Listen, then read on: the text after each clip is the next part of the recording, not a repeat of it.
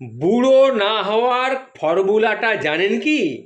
বুড়ো না হওয়ার ফর্মুলাটা যদি আপনি না জানেন তাহলে বলছি, জেনে নিন। এই যে আমাকে দেখছেন, আমি কিন্তু একটা 70 বছরের বুড়ো। আমি কিন্তু বুড়ো হতে চাই না। এই বুড়ো টুড়ো কথাগুলো আমার একদম না পছন্দ। কিন্তু পৃথিবীটা এত জোরে ঘুরছে যে ফটফট ফটফট করে এক একটা বছর পেরিয়ে যাচ্ছে, বয়স ন্যাচারালি বেড়ে যাচ্ছে। বয়সের পেছনে তাই আমার সবসময় লাথি মারতে ইচ্ছে করে। এই কারণে সকালে ঘুম থেকে উঠেই প্রথমে বিছানাকে কষে একটা লাথি মারি। এই বিছানাটা বহুত ঢ্যামনা, বলে, রে আর একটু শুয়ে থাক না, আর একটু শুয়ে থাক, আর একটু আরাম কর না। কিন্তু আমি বেশ ভালো করেই জানি, আরাম হারাম হ্যায়। যত আরাম তত তাড়াতাড়ি বুড়ো। অনেক ভেবে চিনতে আমি একটা ফর্মুলা বার করেছি। ফর্মুলাটা কিন্তু খুব সিম্পল।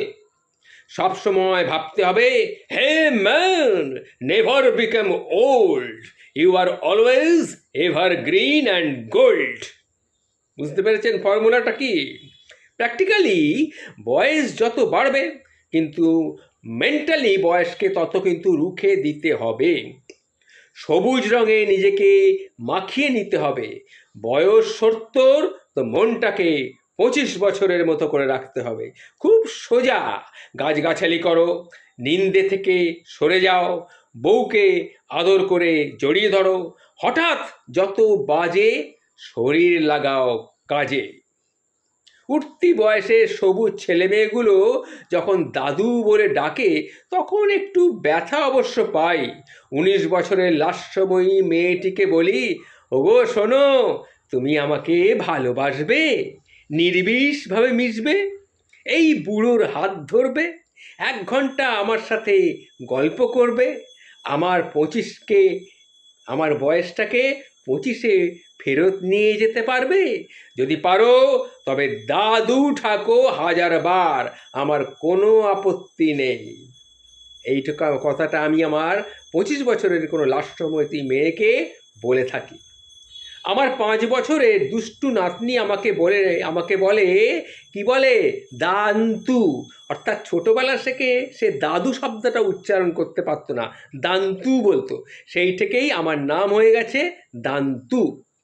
সে চিৎকার করে মাঝে মাঝে বলে, চলে এসো দান্তু, খাবার রেডি। আমি বেশ খুশি হই। দুষ্টু নাতনি, তাকে আমি বলি, আসছি দিদি, আসছি, এই আসছি। এত ভালো লাগে আমার এই দান্তু ডাকটা, কি বলবো। আমি সবুজ হয়ে যাই। এভাবে ইয়াং থাকি, হলদেটে কখনো হই না, সবুজে ভরপুর। কাটছে সকাল দুপুর মেজাজে। এখনো ধান্দা করি, হ্যাঁ, এখনো আমি ধান্দা করি। কিসের জানেন তো? টাকার ধান্দা করি। শুনুন, মান্থলি এক্সট্রা মানি, সবচেয়ে দামি হানি।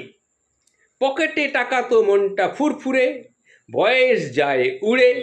বউ ভালোবাসে, পুত্রবধূ চা নিয়ে আসে, পাশে বসে, ছোট্ট নাতনি খিলখিলিয়ে হাসে।